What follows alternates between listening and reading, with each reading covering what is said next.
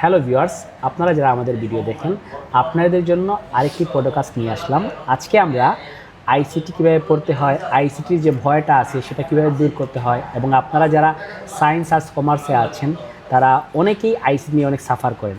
আজকে আমাদের পডকাস্টে আমাদের আহমেদ ক্লাসরুমের আইসিটি বিভাগের প্রধান ইনস্ট্রাক্টর ফরহাদ স্যার আছেন। স্যারের সাথে আমরা আজকে কথা বলবো এবং অনেক বিষয় নিয়ে আমরা জানবো এবং কীভাবে আইসিটিকে সহজ করা যায় সেই নিয়ে আমরা আলোচনা করব। ফরহাদ স্যার, আপনাকে স্বাগতম জানাই আমাদের পডকাস্টে। ধন্যবাদ স্যার, আপনাকেও স্বাগত জানাচ্ছি। Thank you so much Farhad sir আজকে আমাদের পডকাস্টে আসার জন্য। স্যার, আমি আপনাকে কিছু প্রশ্ন করব।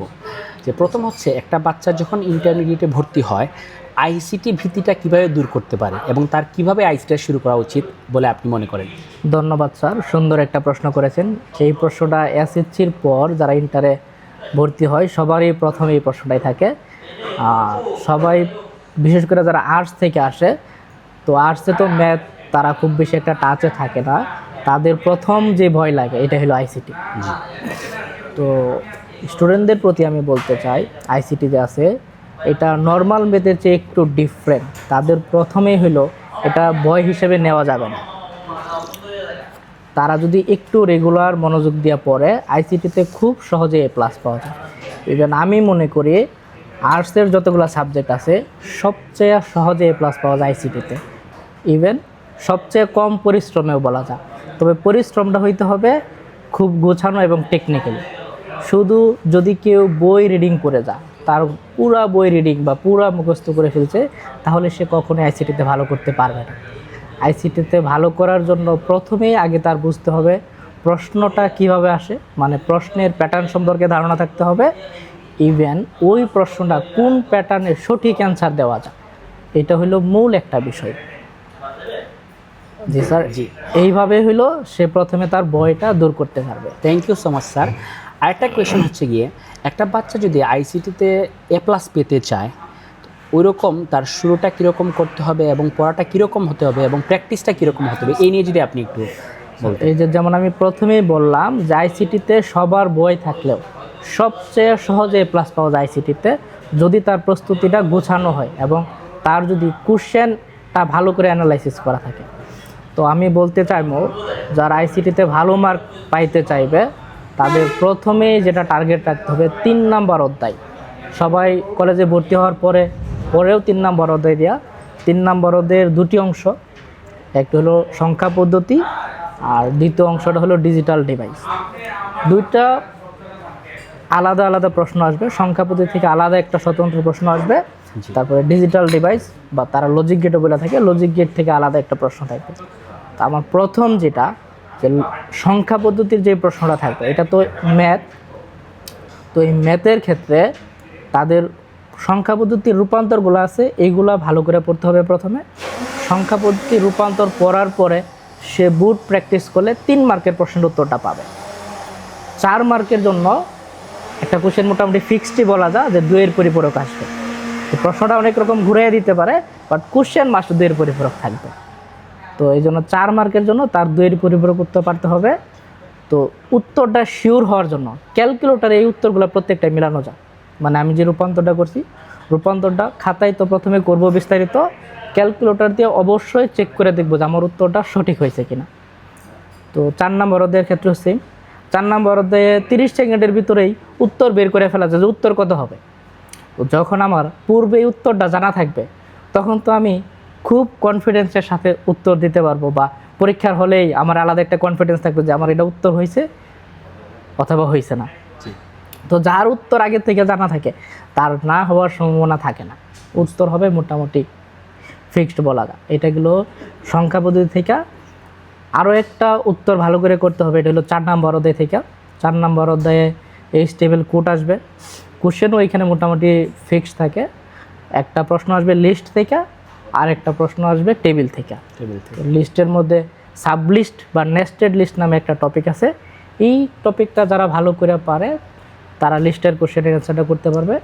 আর টেবিলের যে অ্যান্সারটা এখানে কলস্পেন রসপেন এই দুটা জিনিস যারা ভালো করে বুঝবে তারা উত্তর পারবে। তো অনেক সময় দেখা গেল যে এই কোডের বাইরে একটু রিডিং দেওয়া দেয়, যেমন 2026 সালেও টেবিল প্রশ্নে দিছে, তারা লিস্ট স্কিপ করে একটু রিডিং দিয়ে দিছে। তো রিডিংয়ের জন্য শুধু 2টা টপিক পড়লে হয়, একটা হলো ওয়েবসাইটের প্রকারভেদ, ওয়েবসাইটের কাঠামো, আর এইবার শুধু আসছে যে একটা ওয়েবসাইট কীভাবে পাবলিশ করা যায়। বাট 4 নম্বর অধ্যায়ের ক্ষেত্রে সবচেয়ে গুরুত্বপূর্ণ যেটা, আমরা যেই কোডগুলা করি, যদি আমরা এই কোডগুলা শুধুমাত্র খাতায় লিখি তাহলে এটা আমরা বাস্তবে ফিল করতে পারি না যে আমাদের উত্তর হইতেছে নাকি হইতেছে না, অথবা এক্সামিনার এখানে আমার কি জানতে চাইছে অ্যাকচুয়ালি আমরা অনেক সময় ফিল করতে পারি না।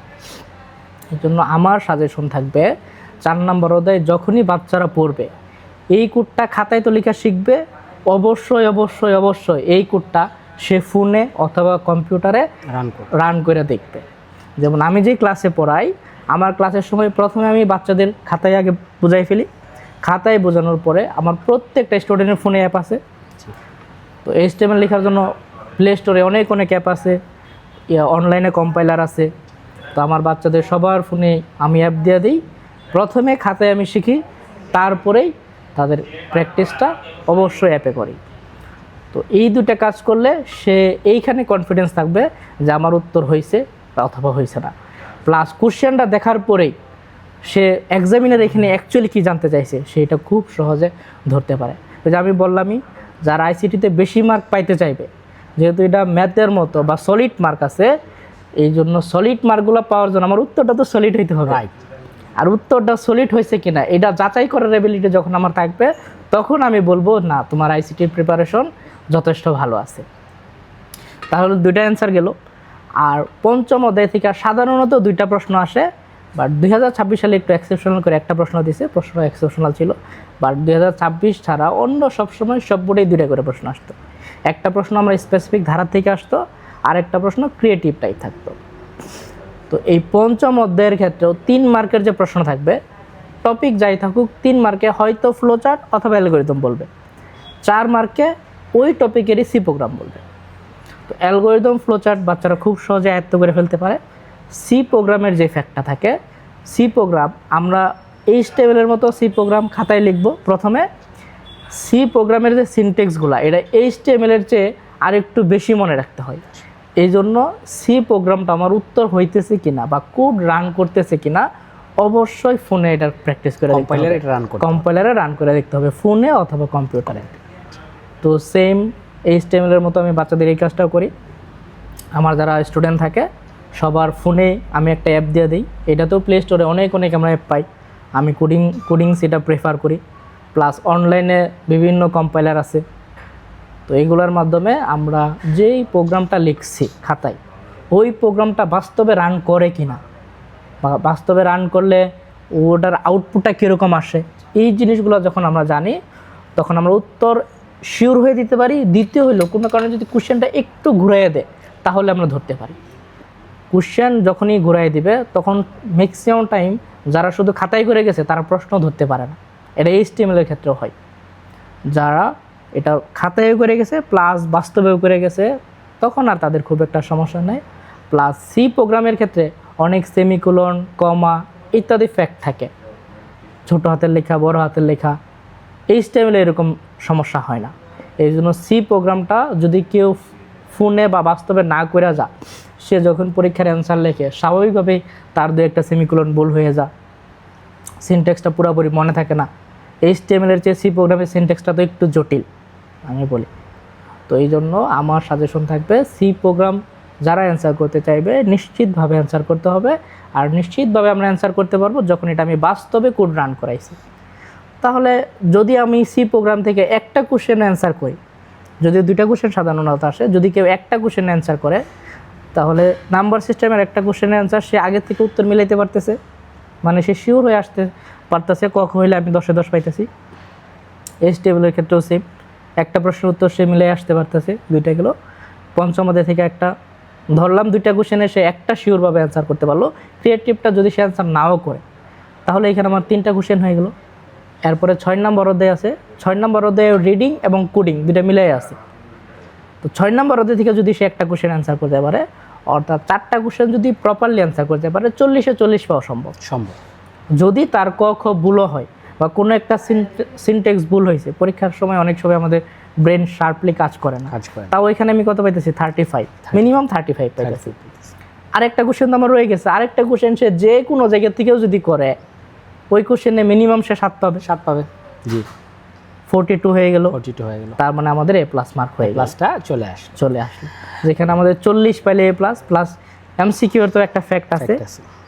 তো আমি এমসিকিউ নিয়ে একটু বলে ফেলি। জি, আমি এটাই বলতে যাচ্ছিলাম স্যার, আমি কোয়েশ্চেনটা বলে ফেলি স্যার, আমরা খুব সংক্ষেপে শেষ করে ফেলবো, আমাদের টাইমও মানে শেষ হয়ে আসছে।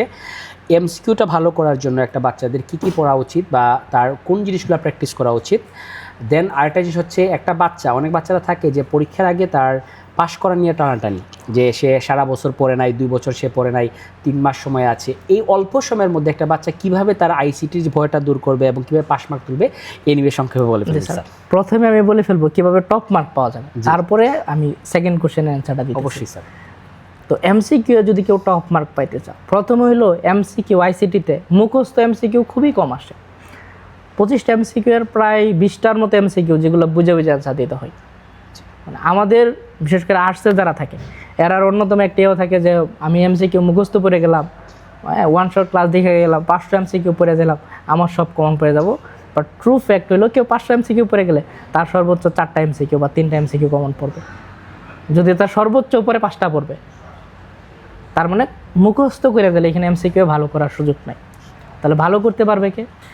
এই আইসিটির এমসিকিউগুলা আমরা সিকিউ যখন বুঝে বুঝে পড়ি, সিকিউ এর মাঝখান থেকে আসে, তখন আমার এমসিকিউটা ক্লিয়ার হয়ে যাবে যদি আমি সিকিউটা ভালো করে পারি। এই জিনিসটা কিন্তু অনেক বড় একটা বিষয়। স্যার যেটা বললেন যে তুমি যদি সিকিউটা ভালো করে সলভ করতে পারো, মোর দেন এনাফ ফর ইউ, তুমি ওইখান থেকেই এমসিকিউটা আনসার করে ফেলতে পারবা। জি স্যার। যেমন স্যার আমি ক্লাসে যা করি, ধরেন আমি একটা সিকিউ পড়াইতেছি বা একটা প্যাটার্ন, ধরেন আমি সংখ্যা পদ্ধতি রূপান্তর যখন পড়াই, তো নর্মাল আমি রূপান্তর পড়ানোর পরে সিকিউ প্র্যাকটিস করাই, একই সাথে এইখান থেকে যে এমসিকিউগুলো আছে এই কয়েকটা এমসিকিউ আমি পড়াই দিই বাচ্চাদের, নয়তো তারা এমসিকিউটা ওইভাবে চিন্তা করে না যে এমসিকিউ এখান থেকে অ্যান্সার হয়। প্লাস হলো কোডিংয়ের ক্ষেত্রেও সেম, HTML এর ক্ষেত্রে তারা HTML কোড দিয়ে দেবে, অনেক সময় আমাদের এরা আউটপুট জিজ্ঞেস করে, এখানে অ্যাট্রিবিউট কোনটা, ভ্যালু কোনটা, কন্টেন্ট এলিমেন্ট কোনটা, এগুলো জিজ্ঞেস করে। এই জন্য আমি যখন সিকিউগুলো পড়াই, প্রত্যেকটা এইটার নাম কি, এই অংশটার নাম কি, এইভাবে যদি আমরা পড়তে পারি নাম ধরে ধরে, তাহলে আমার সিকিউ এ ভুল হইল না, একই সাথে এমসিকিউ কভার হয়ে গেল। এর একটা সহজ উদাহরণ যদি দেই, আমরা যখন এই HTML কোড লিখি, আমরা যে ভ্যালুটা আছে, ভ্যালুটা ইনভার্টেড কমার ভিতরে লিখি, ইকুয়ালের পরে অ্যাট্রিবিউটের ভ্যালু লিখি, তখন আমি বাচ্চাদের বলে দিলাম এভাবে যে ভ্যালু সবসময় ইনভার্টেড কমার ভিতরে লিখতে হয়। আর একটা উদাহরণ দেখাই দিলাম, বা একটা যে কোড লিখছি দেখাই দিলাম যে এখানে এটা হলো ভ্যালু। তাহলে বাচ্চাদের এখানে দুইটা সুবিধা হলো, এক, সে যখন HTML সিনট্যাক্সটা লিখবে তার কখনো ইনভার্টেড কমা দিতে ভুল হবে না, কারণ সে জানে ভ্যালুতে ইনভার্টেড কমা হবে। একই সাথে যখন এমসিকিউ দিবে, জিজ্ঞেস করবে যে উদ্দীপকের ভ্যালু কোনটি, সে ওখানে খুব সহজে বের করতে পারবে যে যেটাতে ইনভার্টেড কমা দেওয়া আছে এটা হইলো তার ভ্যালু। তো আমি মনে করি যে সিকিউ ভালো করে পড়বে, একই সাথে সিকিউ, ওই সিকিউ থেকে যেই এমসিকিউগুলো আসে এগুলোর সাথে সাথে যদি কভার করে ফেলে, আশা করি এমসিকিউ ভালো হবে। ধন্যবাদ স্যার আপনাকে।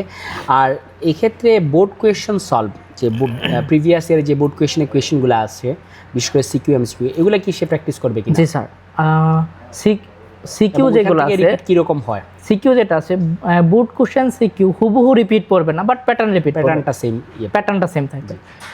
এর মানে হইলো, যদি আপনি কোনো একটা বোর্ড কোশ্চেন, কোনো একটা স্টুডেন্ট যদি বোর্ড কোশ্চেন সে নিজে নিজে সলভ করতে পারে, আমি মোটামুটি গ্যারেন্টি দিয়ে দিই সে 5টা কোশ্চেন ম্যাথের মতোগুলো অ্যান্সার করে আসতে পারবে। তবে এখানে ফ্যাক্ট আমি আবার এটা বলে দিই, কখনও তোমরা অ্যান্সার করার সময় প্রথমে গাইড দেখা যাবে না। স্টুডেন্টদের ম্যাক্সিমাম টেন্ডেন্সি থাকে আগে গাইড দেখি পরে আমি অ্যান্সার বুঝি। প্রথম কাজ হলো তুমি ক্লাস লেকচার থেকে বুঝবা, আর দ্বিতীয় ফ্যাক্ট হলো যখন অ্যান্সার করবে স্টুডেন্টরা, তাদের প্রতি আমার সাজেশন যে তোমরা কখনোই শুরুতে গাইডটা দেখে ফেলবে না। শুরুতে যদি গাইডটা স্টুডেন্ট দেখে ফেলে, তখন তো গাইডে তার অ্যান্সার বলে দিছে যে অ্যান্সার এরকম হবে, বাট আমি যখন বুট কোশ্চেনের পরীক্ষা এসে বসবে, তার সামনে তো গাইড থাকবে না, তার তো ওই প্রবলেমটা নিজের সলভ করতে হইতেছে। এই জন্য কোশ্চেন সলভের সময় গাইডের হেল্প যত কম নেবে সে তত আগে থাকবে। ধন্যবাদ স্যার। আর পাশ করার জন্য আমি যতটুকু মনে করি অধ্যায় 3 এবং 5 পড়লে মনে হয় হয়ে যাবে। এক্ষেত্রে আপনার অপিনিয়নটা কি? পাশ করার জন্য হলো তার কিছু সিলেক্টিভ টপিক পড়তে হবে, যেহেতু সে 2 বছর খুব বেশি পড়ে নাই। পাশ করার জন্য মানে তো সে ভালো করে পড়ে নাই। জি, তার মানে তারা যদি আমি পুরা বই পড়তে বলি, এটা তো হইলো না। পুরা বই যদি সে পড়তে পারতো তাহলে তো সে পাশ করার চিন্তা করতো না, সে এ প্লাসের চিন্তা করতো। পাশ করার জন্য সে 3 নাম্বার অধ্যায়ে 2 এর পরিপূরকটা খুব ভালো করে পড়বে, জি, রূপান্তর করে ফেলবে, একটা কোশ্চেন কমন পড়ে গেল। জি, 4 নাম্বার অধ্যায়ে 5 নাম্বার অধ্যায় থেকে সে ধারাটা বললো, ধারাটা কারণ বারবার আসে, জি, 2টা প্রশ্ন কমন পড়ে গেল। 6 নাম্বার অধ্যায়ে চাইলে সে রিডিং একটা প্রশ্ন লিখতে পারবে, জি, চাইলে যদি সে প্রথম অধ্যায় পড়ে প্রথম অধ্যায় থেকে একটা প্রশ্ন পড়বে, এটাও রিডিং লিখতে পারবে। 2 নাম্বার অধ্যায়ে যদি একটা টপিক পড়ে টপোলজি, তাহলে সে পেয়ে যাবে। একটা পেয়ে যাবে। তো আমি যদি খুব সিম্পলি বলি, সে 3 নাম্বার অধ্যায়ের একটা টপিক পড়লো 2 এর পরিপূরক আর রূপান্তর, 2 নাম্বার অধ্যায়ে পড়লো টপোলজি, 5 নাম্বার অধ্যায়ে পড়লো ধারা। 3টা কোশ্চেন যদি সে ভালো করে লিখতে পারে আর একটু বানায় সেনায় লিখলে পাস হয়ে যায়। পাস করার জন্য স্যার খুব বেশি অ্যান্সার প্রয়োজন পড়ে না, সঠিক করে সে যত অ্যান্সার করবে আইসিটিতে ততই মার্ক পাবে।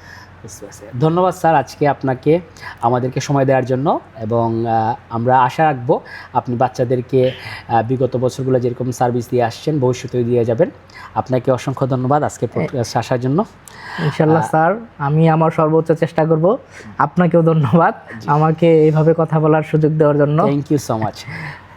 ভিউয়ার্স, আপনারা যারা আমাদের পডকাস্টটি দেখছিলেন, আপনাদের সবাইকে অনেক অনেক ধন্যবাদ। আমরা প্রতিটা সেগমেন্টে আমাদের টিচার্স যারা আছেন তাদেরকে নিয়ে আসবো। প্রত্যেকটা সাবজেক্টের এরকম প্রবলেমগুলো আমরা কিভাবে দূর করতে হয়, কীভাবে পড়াশোনা শুরু করতে হয়, ভালো রেজাল্ট করার জন্য কী কী করা উচিত এবং এক্সামে ভালো করার জন্য কী করা উচিত, সবগুলো নিয়ে আলোচনা করব। সবাইকে অনেক অনেক ধন্যবাদ। আল্লাহ হাফিজ।